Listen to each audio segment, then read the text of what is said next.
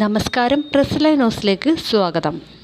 കേരളത്തിലെ യൂണിവേഴ്സിറ്റികളിലും കോളേജുകളിലും അധ്യാപകരായി അപേക്ഷിക്കാനുള്ള പ്രായപരിധി 50 ആക്കിയത് ഗുണത്തേക്കാളേറെ ദോഷം ചെയ്യുമെന്ന് ആശങ്കയുമായി അക്കാഡമിക് വിദഗ്ധർ. സർവകലാശാലകളിലും സർക്കാർ എയ്ഡഡ് കോളേജുകളിലും അസിസ്റ്റന്റ് പ്രൊഫസർ നിയമനത്തിനുള്ള ഉയർന്ന പ്രായപരിധി 40-ൽ നിന്ന് 50 വയസ്സായി ഉയർത്തിയാണ് സർക്കാർ ഉത്തരവ്. ഇതിനനുസരിച്ച് യൂണിവേഴ്സിറ്റികൾ ചട്ടഭേദഗതി വരുത്തുകയാണ്. യോഗ്യരായ അനേകം യുവ ഉദ്യോഗാർത്ഥികളുടെ അവസരം നഷ്ടപ്പെടുത്താൻ ഇത് ഇടയാക്കുമെന്നാണ് പ്രധാന ആശങ്ക. 50 വയസ്സിൽ ജോലിയിൽ പ്രവേശനം നേടുന്നവർക്ക് സർവീസിൽ അവശേഷിക്കുന്നത് കുറച്ച് വർഷങ്ങൾ മാത്രമാണ്. അതിനേക്കാൾ മികച്ച അക്കാഡമിക് സംഭാവന നൽകാൻ 30 വയസ്സിൽ അധ്യാപകരാകുന്നവർക്ക് കഴിയും.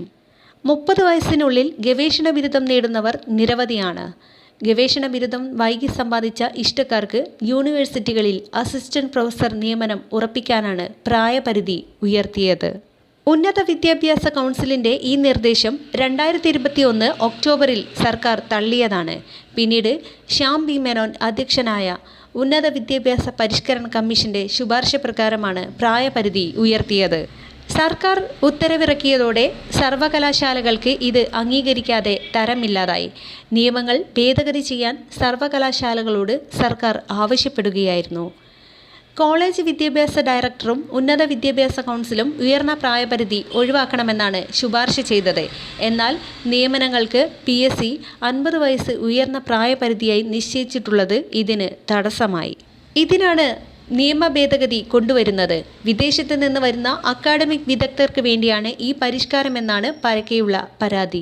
കേരളത്തിലെ യുവാക്കളുടെ അധ്യാപക അവസരങ്ങൾ നിഷേധിക്കാൻ പാടില്ല. പ്രായമായ അക്കാഡമിക് വിദഗ്ധരുടെ സേവനം ലഭ്യമാക്കാൻ അവരെ എമിരറ്റസ് പ്രൊഫസർ പദവിയിൽ നിയമിക്കുകയാണ് വേണ്ടതെന്ന് save university campaign committee chairman RS Sasikumar ചൂണ്ടിക്കാട്ടി.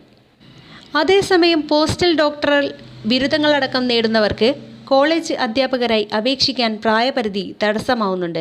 അധ്യാപക നിയമനത്തിന് അപേക്ഷിക്കാനുള്ള പ്രായപരിധി 40 വയസ്സിൽ നിന്ന് 50 വയസ്സായി ഉയർത്താൻ കേരള സർവകലാശാല നടപടി തുടങ്ങിയിട്ടുണ്ട്.